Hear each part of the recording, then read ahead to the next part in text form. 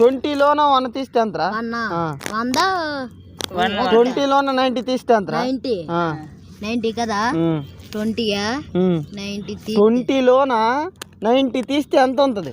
అంత 2 ఉంటుంది. 19 రా గురా.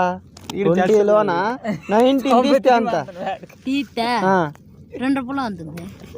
ఏ బడ్రి నువ్వు ఎంతకున్నావు? గీతాంజలి కదా. 10లో 9 తీస్తే ఎంతరా? 9 తీస్తే 2 మంచి మాట. ఇప్పుడు అలా కాదురా. నీకు ఎన్నో ఆటలు వచ్చినావు? 100.